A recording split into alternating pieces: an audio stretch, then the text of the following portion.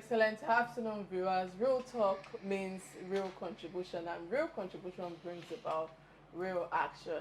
With real actions, we are here today trying to put in real progress, and no society or nation ever got to talk on a platter of gold. Let me put it like that.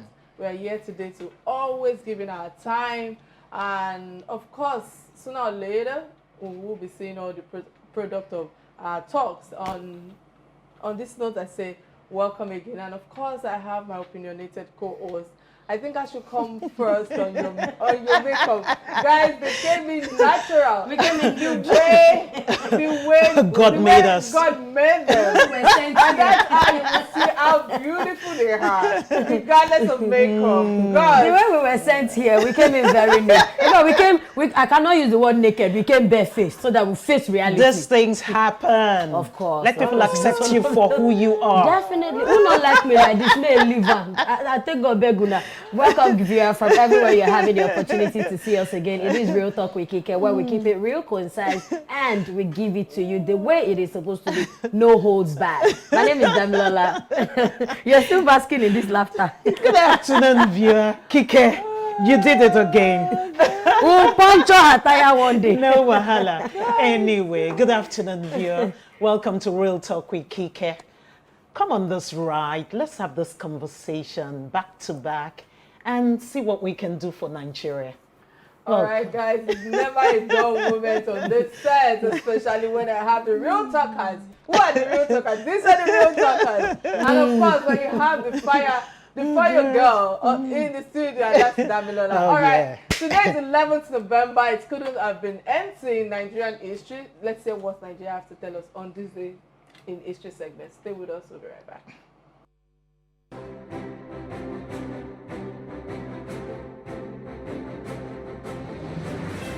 On this day in history, November 11, 2019, exactly 2 years ago, the Independent Corrupt Practices and Other Related Offences Commission, ICPC, seized 44 properties allegedly linked to 32 corporate entities.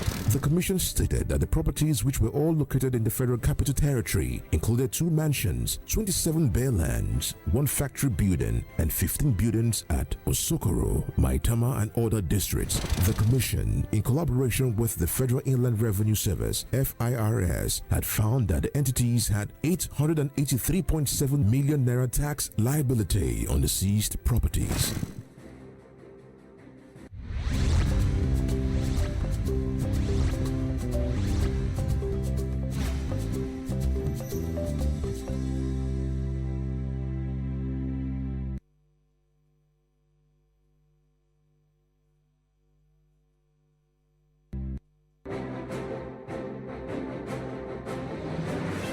On this day in history, November 11, 2019, exactly 2 years ago, the Independent Corrupt Practices and Other Related Offences Commission, ICPC, seized 44 properties allegedly linked to 32 corporate entities.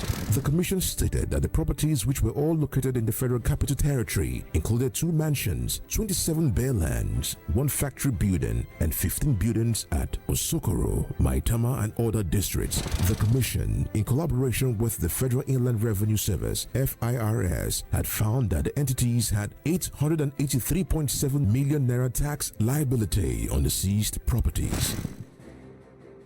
All right, many thanks for staying with us. I think on this day in history today, it just reminds me of how there's repetition of how governance or people in government, tend to want to, loot a lot of properties to themselves, regardless of how they amass those wealth, knowing that the money, is for the masses, and it's unfortunate that the ICPC, yeah, exactly 43 years ago, I think 2 years ago, they were able to at least capture about over 40 properties, and it's so unfortunate that this keeps happening, and I don't know when it's going to stop. Sometimes I feel that I've lost hope when it comes to people in power. It seems as if I don't want to keep giving kudos to EFCC.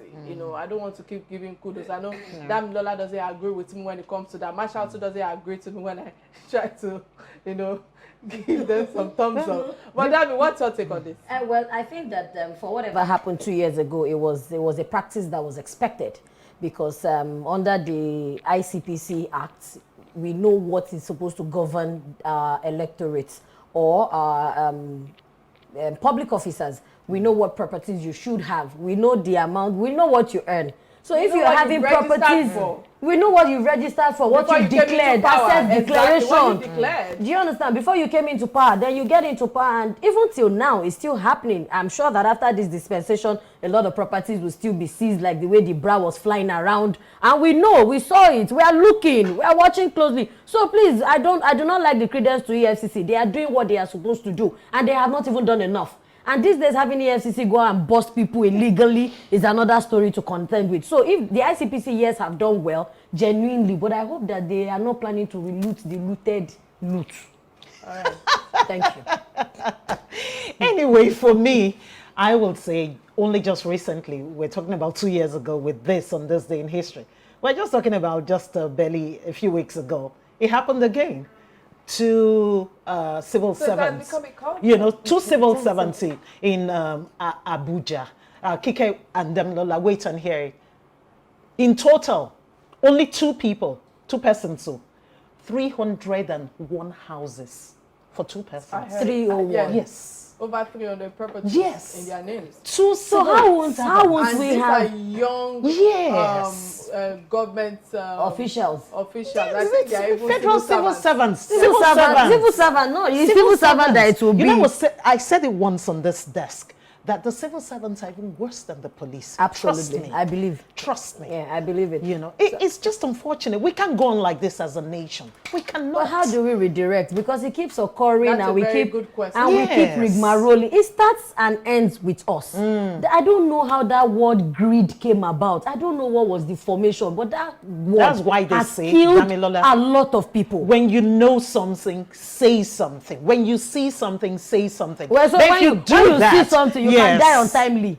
That's the thing. There's no security for life and property. Everybody, Sometimes it's better to just look. That's but the if we keep looking, so things are getting worse. I think until they get there. No, I'm not going to say. That's convenient. No. All right. That's time for a quick message from our sponsors. Please stay with us.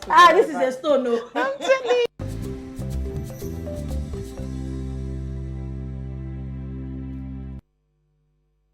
All right, many thanks for staying with us. As usual, today is our gist day, and we are focusing on major headlines and matters that borders around national concerns for you and I. We call it the gist day. There's an open mic, an open day that you all can call in, make your your contribution count, you know.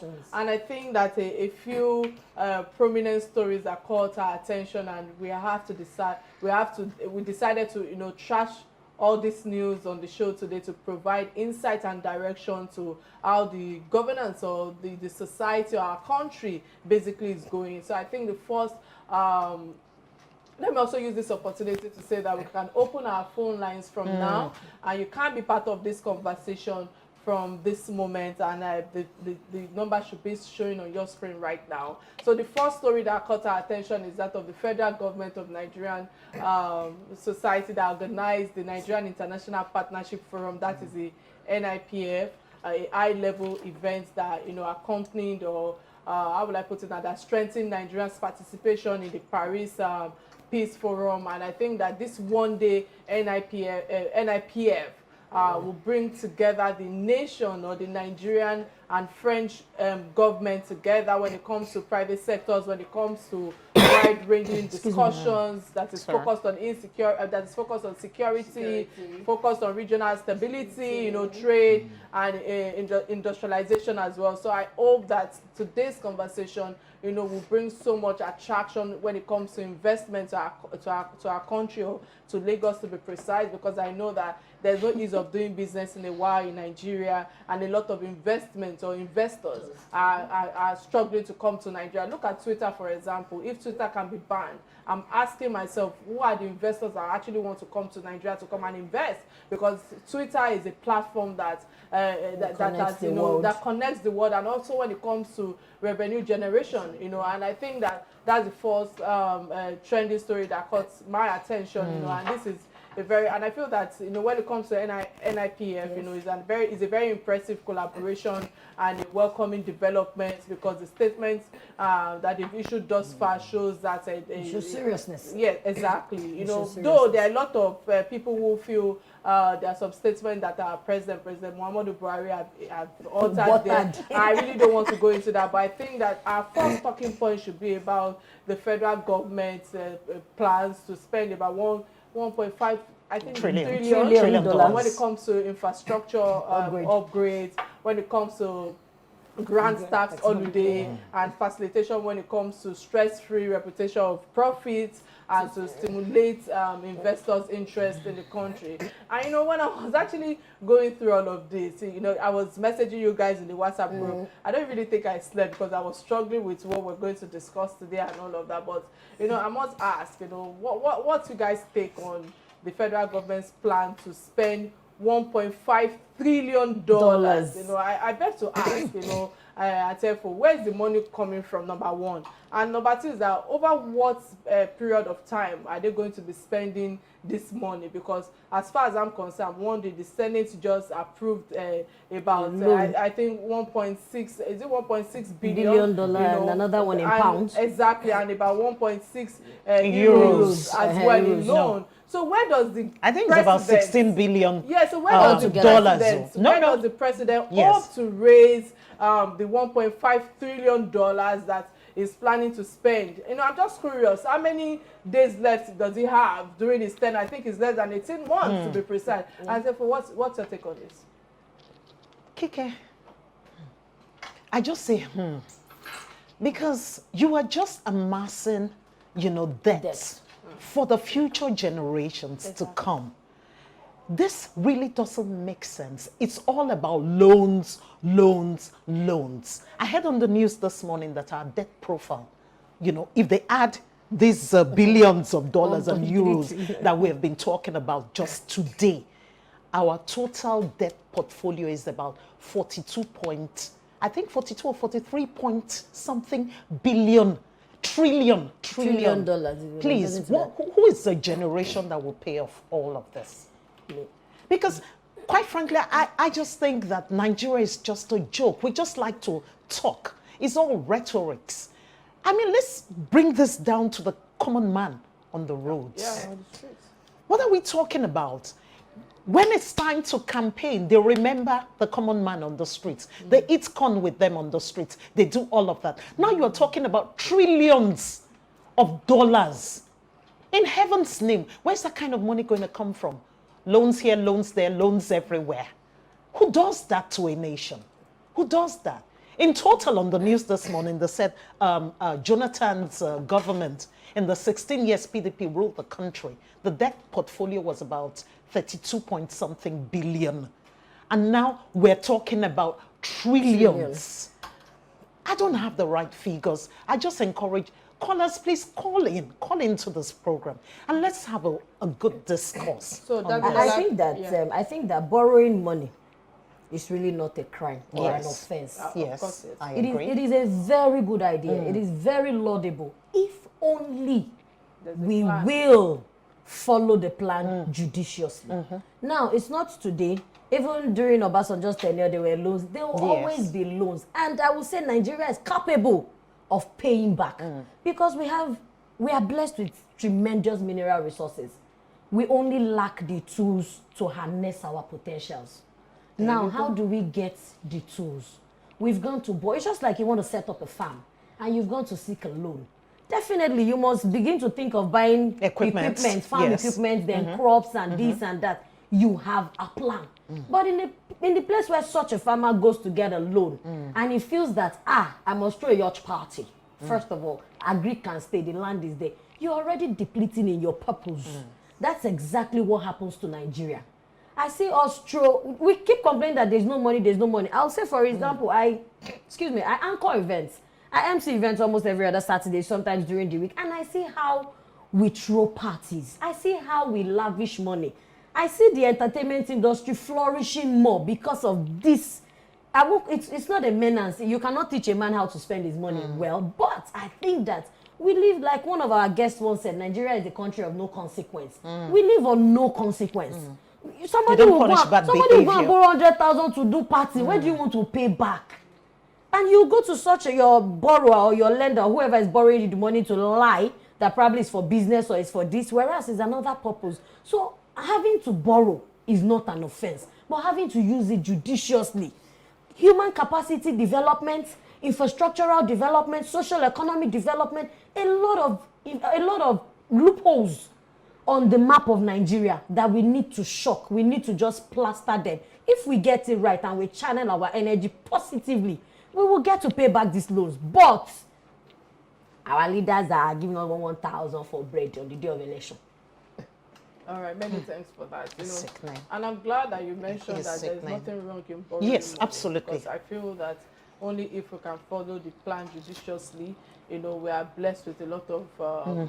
In fact, I don't even want to talk about oil. I don't want to talk about mineral resources. I just feel that we are skillful people, Yes. and if we actually pay attention to a whole lot of things that we can actually put out there when it comes to the international, what they call it now, is it borders or something? Yeah, You will see, development. Yes, you will see a lot of things that they are willing to embrace. Look at our fabrics, for instance. With Ngozi Uwela even wearing the fabric on its own, it's enough publicity. There are quite a number of And she's been celebrities- consistent. Exactly. She's been We found consistent. Beyonce on Ankara before. We Quite found Kike, we're Ciara talking on about our Ankara fabrics. before. Where are the textile companies? Where are they? Hey. Time was when we had textile companies in Kaduna, Lagos, Benin. all over Lagos, everywhere. I remember Where are they? I remember a textile company I drove past in Benin. That Where are textile they? company is occupied by a church now.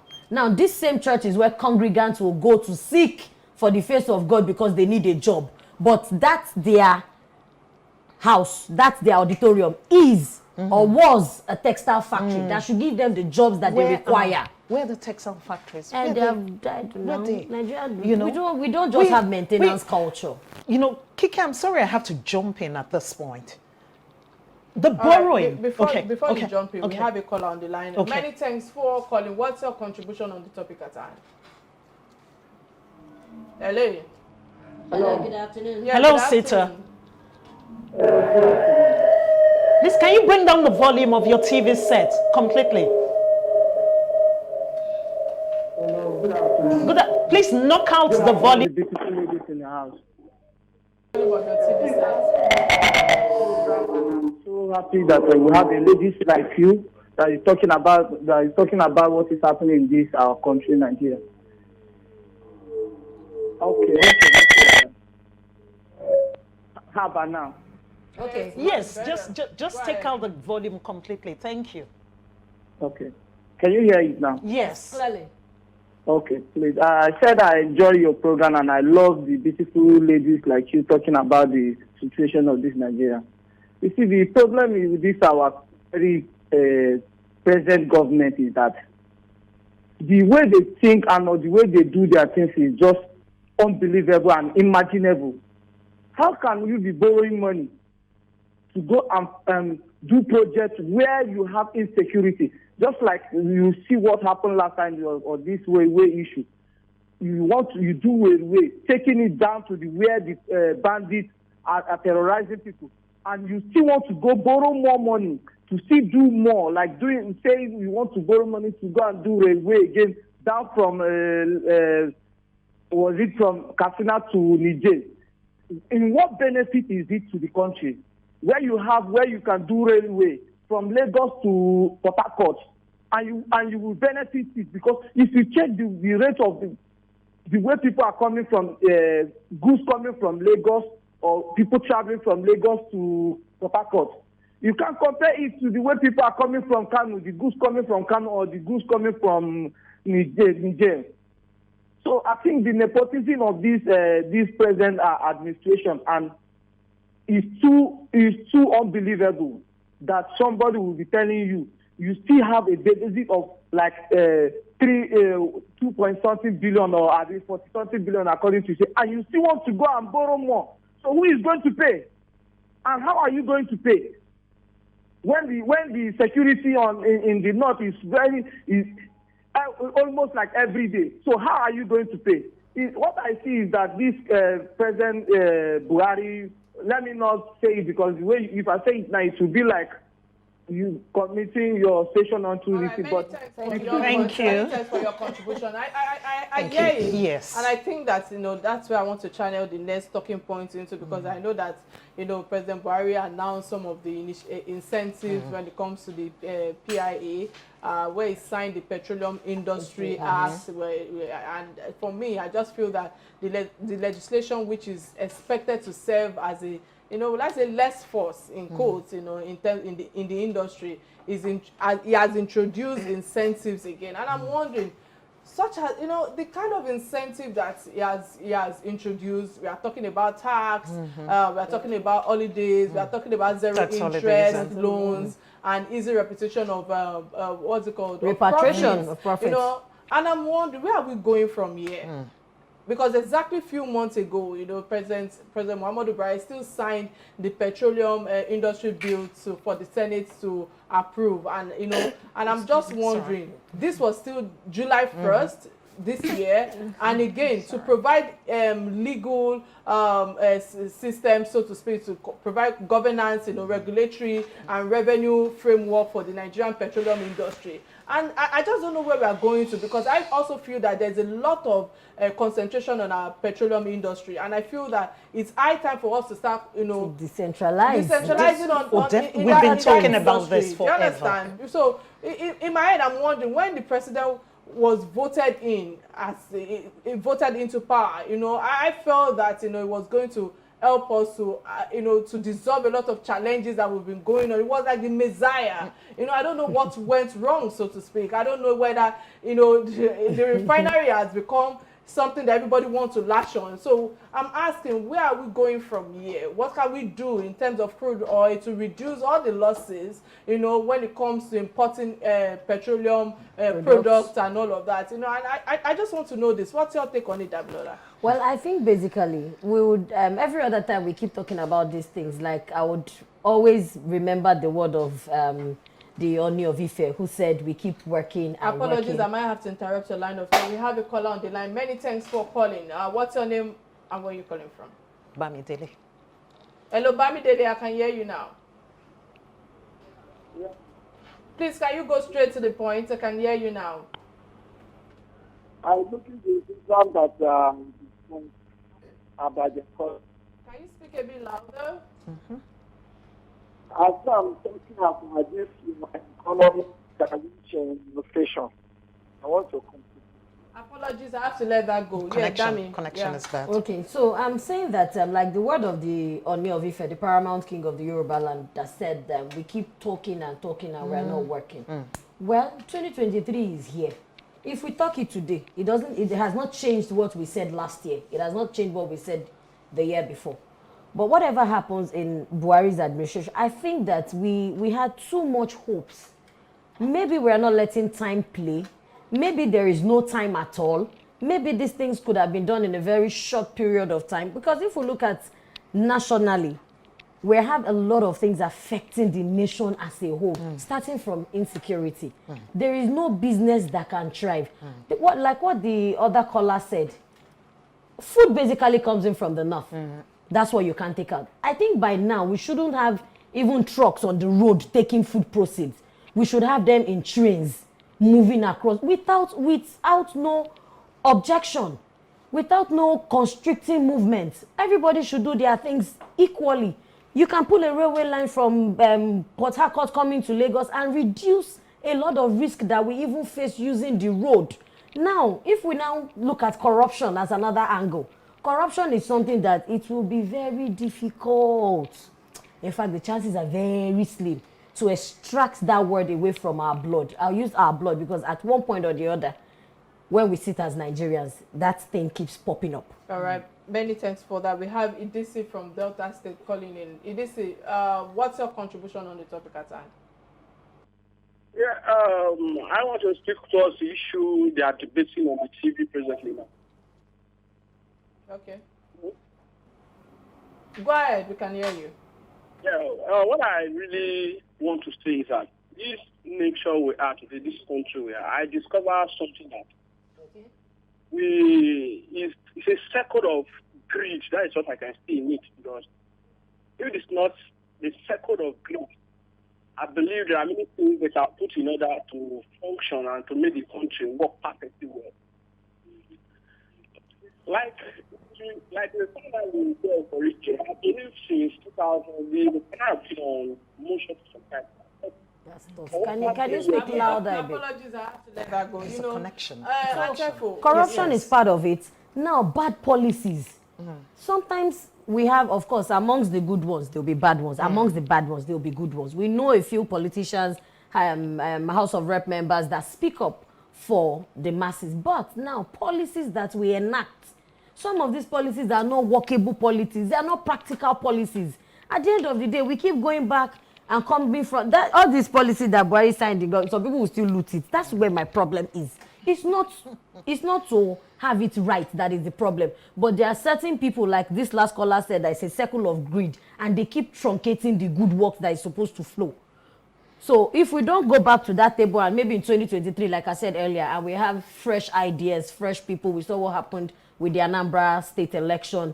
If we reshuffle it that way, we can now know that, okay, from here we can go somewhere. But at this point that we are in Nigeria today, we are still wallowing in the rivers. All right, so Antepo, what's your submission on the PIA, especially when it comes to Buhari's plan to use it for the French investments? Because I know that listening to Buhari after this French collaboration that took place a day or 2 days ago, I just feel that his plan, according to him, is to kind of increase liquefied natural gas by exporting and expanding our domestic market. So if you ask me, it really, I think the partnership, as far as I'm concerned, when it comes to textile, when it comes to leather processing, when it comes to tourism and health infrastructure, they always also areas that we can all explore together. If you are trying to really not pay, put a lot of pressure on the petroleum industry. So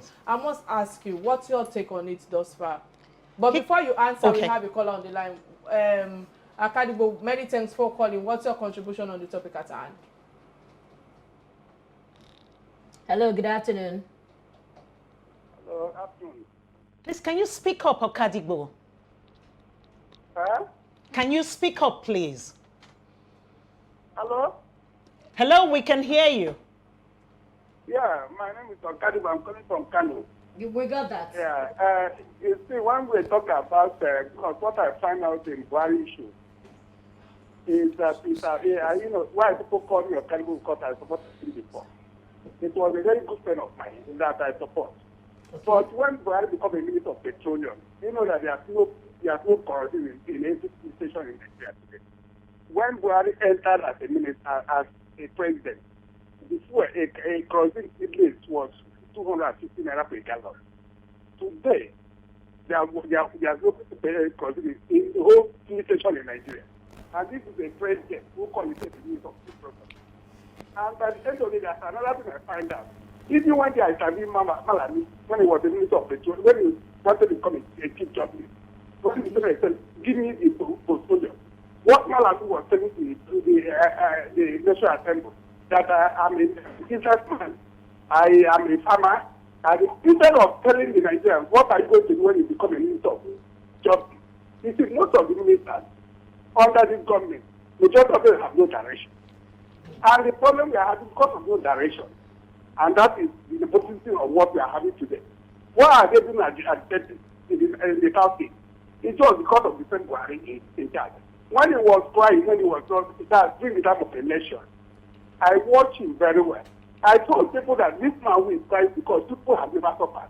But the youth of the camp said Buhari as a measure. And I thank God that this Buhari did not rule and died. The Northerners and people go to Israel to worship him. But I thank God that the way we are crying. All right, many I just times thank- Okadigbo for your contribution, and I think I like the angle is coming Yes. from, because I want us to concentrate on cylinder right now, because I know Gas. that the last 12.5 kg cylinder gas, was about 3,600 at the time. I think In earlier January, this year. in January. And right now it's well above It's 8,000. 9,000. When last did you buy? I bought 8,000 2 weeks ago. I just give my Yes. domestic staff some money. I can't really answer that. It's Kike, 750 per it kg personally happened to me. I bought, let me tell you how it started. January, 3,006, like you said, even 3,000, some people bought at 3,000. Then in May, we filled, because I have 2 cylinders. In May, I filled my cylinder with 4,500. I got a discount of 100 naira because I'm their regular. Then in July, I saw the receipt again somewhere in the house, 5,500. Then I think it was in August, 6,200. Then 2 weeks ago, 8,000 naira cooking gas. It's 750. Cooking gas. It's 750 naira per kg now. You So know. at 12.5 kg, which is like the regular, it is. it's about I 9,000 don't- I plus. understand the language Nigerians are speaking right on the Yes, streets, yes. but I just feel that there are a lot of things that we all need to do, especially when it comes to natural resources, as in natural gas. Yes. And I feel that the benefit is high for us. It's just that we are all, for lack of a better word, our government or the people who are in the corridor of power are very stingy, and they actually don't think about the people on the street. I apologize on that, but I just feel Kike, that one we more have to be thing. real. One more thing I We was have going to be say. real as it is, because I know that millions of people right now are crying, and Yes. it is because you and I, one way or the other, can even Afford afford it, it. yeah. That's the reason why we are not really That feeling it. But you know affordability what? is taking It's a not- lot it's being of. strenuous Yes. now. Yes. I agree with It's you, but let's Yes. go on a quick break to get Okay. the word from our sponsors. Please stay with us. We'll be right back.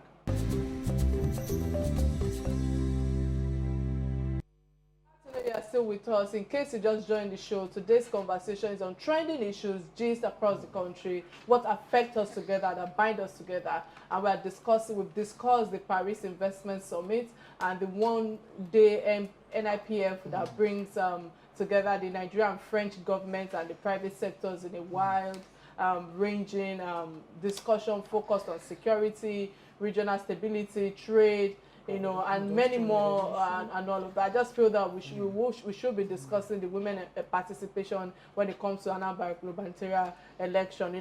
When I saw that, and again, let me use this opportunity to apologize for all those who have been trying to call in. We just have to get a message from our sponsors. That is what is keeping us in business. And don't forget that Yes. you can be part of this conversation. We are streaming live on our YouTube page, on our Facebook page, both on Silverbird and on Real Talk with Kike.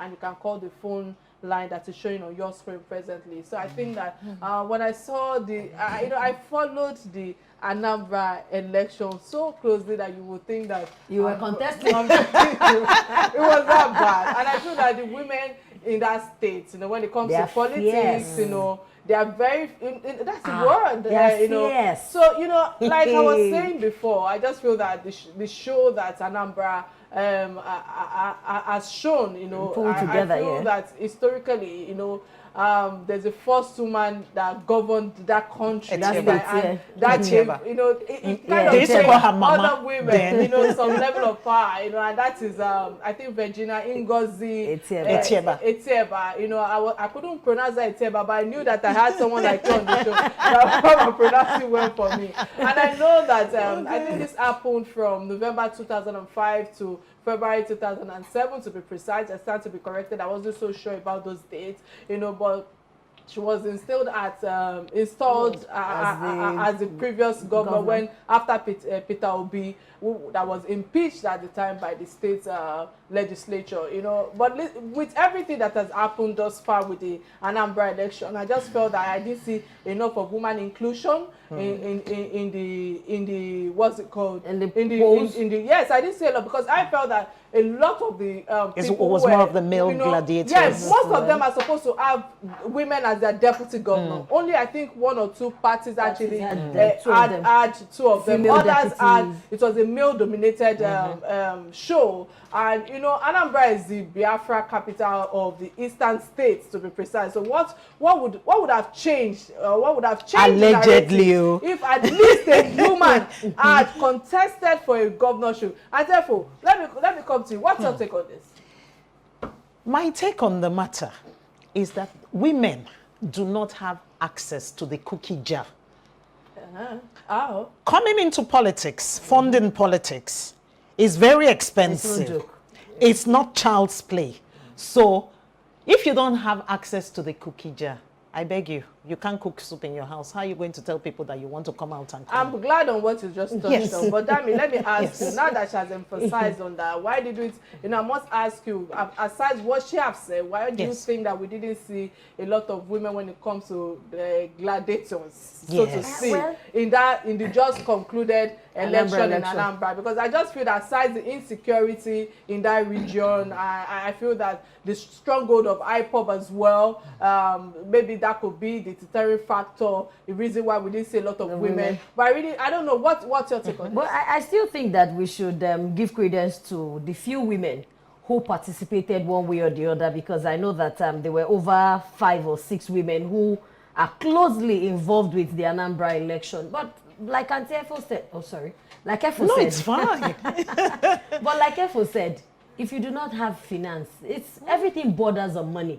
They have made it so. They Yes. have presented it so. I used to think that politics should be something that when you come on the podium, you give us your portfolio or you give us your manifesto, what you want to do. If we think that is genuine enough and we click with you, we will. But when it has to do But that, yes, of course, politics Yes. needs funding. You have to travel from one ward to the other. You have to do You're going to be logistics. At spending least money. you are going to be spending money. Money. So I still think that yes, come in another 4 years, the women wing of the Anambra politics in general, irrespective of party, I think that they should be able to pull out strongly. If it has happened before, it can still happen again. I think they can still pull out strongly and bring up a candidate in the next 4 years. It's very achievable. All right. We should congratulate them. In some other states, it's not like that. You don't even see women peep. Ordinary councillor, there's no woman there. It's all male dominated. Kike and has you something have to say. Yeah, I'm waiting, I'm interested. I hear Dami, but I just want us to ponder on this. Come to think about this. The politics in Nigeria, they normally use women, as the engineers to capture When they need the when it comes numbers. to market women Yes. and other Family women, Women leaders, you know. In fact, I heard recently from one of my boss, I don't want to mention the person. No, it's okay, it's fine. When I asked, he told me that, Kike, you've attacked me, you've confronted me a couple of times. Why do I have 2, 3 wives at the same time? Why do I have children? Okay, He said, now. because when it's time for election, my whole family. And so that I have 16 children already. So everybody is on the Like field. him. I said, oh, But what a good But job. funny enough, he will be so surprised that some of his children will not vote for him. Because everybody will No, it has happened before when we had to queue up. My father was on one line and we were on the other. And it's like, who feeds Are you you people? serious? Yes, it will happen. It happened in this country. I don't need to. Trust me. If I do not align with my father, I will not vote for him. So if I It feel that happened he's and a it will joke. happen over and over What again. else, guys? What else? But I just want us to actually banter on this a little bit, Yes. because I don't know why they keep using us as an engineers to get to power. But when it's time for us to get to that corridor of power, to think that we can actually Deliver. when it comes to change, when it comes to transparency or accountability, and giving in our own service, they tend not to, want to push us forward, knowing that, of course, like you said, it's very expensive, Yes, to run in this country when it comes to politics. What's your take on And it? basically, you find out that for the average Nigerian man, they want to relegate the woman to the background. Exactly. That's what it is, hook, line, and sinker. No matter how intelligent you are. I once worked in a bank where the EDMD. senior manager in my department, International Banking Operations, that's way back in the early 90s, she was a guy at the top, but she'll go back home and do her wifely duties. Nobody will cook for her husband. Do you understand? There's nothing wrong with that. That's what it should be. The question is, we live in a country where you speak up and they say, who are you? I am the head. It's a male-dominated society. And they always say, it's a man's world in Nigeria.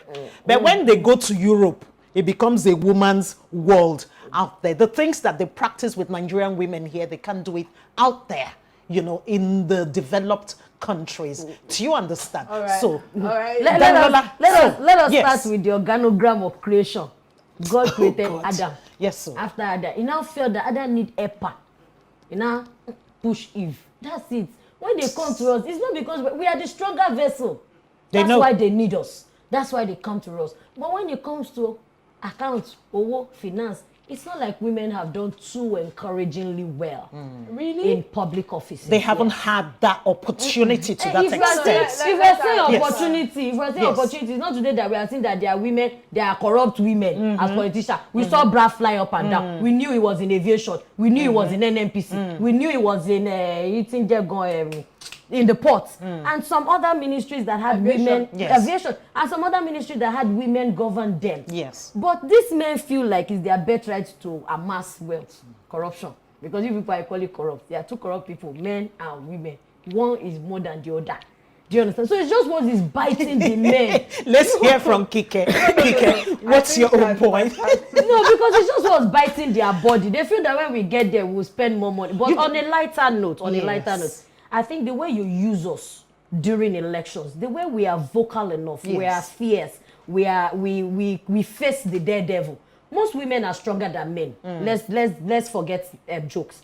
But now, when you now need us to take advice, you relegate us. You feel that it's a man's world, it's men's club, it's boys' hangouts. At the end of the day, you still come back to our table. But the women should now be wiser. That's it. All right. On that note, I say we'll put a wrap to the second story that caught our attention. The third story that caught our attention because of time is on 20th of October.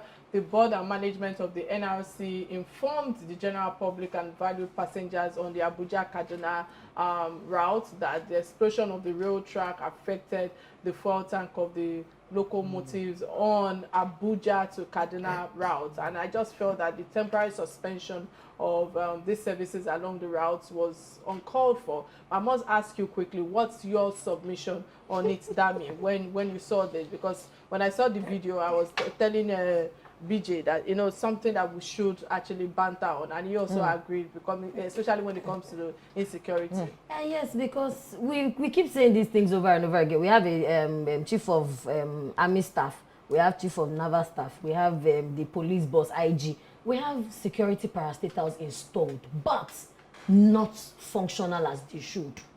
Because if we keep going back and forth and tossing the dice, it will keep coming in numbers. Insecurity is a major challenge. Yes, part of the NIPF, the Nigerian Paris Investment Fund, that Buhari also talked about, security was a major challenge. And he said that there's been collaborative efforts with some other countries to curb insecurity. The earlier, the better. So that we don't keep destroying the things that we are even trying to manage. We have things that we are managing. We have monuments that we are... This trainer that they blew up, only God knows when they will replace it or when it will be fixed. Now, yes, lives and properties are very important. I like the fact that the activities were suspended, at least to reshaping things, not to put more people in danger. And thank God that there were not too many casualties. It's on a minimal side. But we need to just... I don't know. There are ways to these things. Some other countries have insecurity challenges and they overcome it. Right. But Nigeria feels that it's not working. Many thanks, Dami, for that. I just feel that this is a show or the level of level of insecurity when it comes to our country. And I feel that there are certain things that we exhibit when it comes to professionalism that we lack. For me, Boko Haram insurgencies have devised a way to instill threats to the lives of people and and also when it comes to our properties. I'm asking myself, possibly, they kill innocent Nigerians that ends the reason why they are saying that they should avoid to fly that roads, But the roads weren't safe in the first place. Let's be honest with ourselves. Very true. Even the railways, as far as I'm concerned, are becoming a threat for Nigerians. And I don't know what this means when it comes to terrorists, living amongst us. Because as far as I'm concerned, the rails are not in the bush permanently. They are just going to be like a passing by and all of that. So I'm wondering, not even in the bush. Because I don't think all the rail lines are also in the forest as well. Have you actually thought about that? So we keep hoping and hoping that, you know, things will get better. And I'm sorry to say this, I'm equally tired like every Nigerians, you know, when it comes to having hope in this country. Can see the tiredness on our faces. You know, exactly.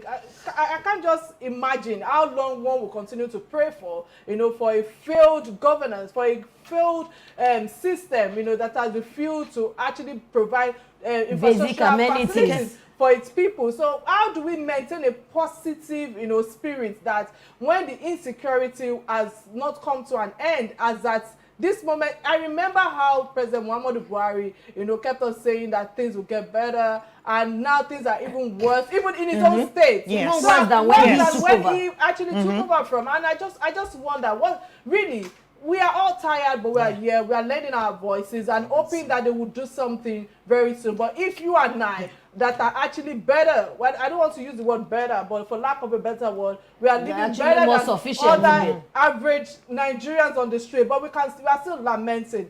Please, I don't know whether you are listening to us, but it is time for us to at least have basic amenities, infrastructure facility, and insecurity is one of them. Have conscience. Sorry, I have to interject at this point. We talk about insecurity on one hand, and we talk about sincerity of our government on the other hand. No nation can thrive on insincerity. Yeah, true. So, because we know our own problem. Like I say, Nigeria knows its own problem. Nigeria can prefer solution to its own problem. Is the government sincere? Are we really ready? Is the government sincere? That's the thing. Who is the government? No nation will try. But who is the government? No, those governing us today. They started somehow. Some of us saw their profiles. It's not even how they started. Question is, Nigeria shouldn't be where Nigeria is but you must question today. how we started. Yes. You must question how it all. The root cause. That's what I'm saying. No nation will thrive. Because the foundation No is what has nation will. bettered the Yes. culture that it seems as if the next generation are still going to come back and come. I mean, look at the death. What's it called? A profile. I mean, it's sickening. Many thanks for calling. I don't think I got the name from Kogi State. Sunday, many thanks for calling from Bauchi. What's your contribution on the topic at hand? Yeah, it's about, you know, everything is going hard now because, you know, if you want to buy gas now, gas kg, it's almost 2.5 now, they're selling it. The tired Nigerian. So please, I've just complained that to reach Muhammad Buhari, everything, that's the thing, as the way you promised for Nigeria, is supposed to be make sure every business center that everything make the thing come down. Are they listening? This wasn't the nation that was handed over to this government. They are listening. It wasn't. They just turned deaf ears. But I think I remember when Are Dele Momodu was on the program the last time. He said, what this government complained about, they're even doing 4 times more. But I think by and large, what is very important is that come 2023 or before, by next year, everybody should begin to get their PVCs. We've seen it work in Anambra. That means it can work in the nation. Yes, it can. But now, if we go back to INEC, they should not do permanent voters card that will be peeling. That is some level of corruption. We have ATM cards. We have debit cards. They don't peel. They don't wash. They don't clean. I cannot even see my name on my PVC again. Then you subject me to go back under the sun to queue for days without knowing when I'll get another one. Another one. Another one. Honestly. We have to start to the end of another episode. I'm not tired. We pull It's through. been an amazing Tuesday, of course, with my co-host. They really brought life and spice to the real talks. And I must say thank you for all your contributions. And I hope that another one. You are. And And I am Efo. Thank you. Bye-bye. let's do another one.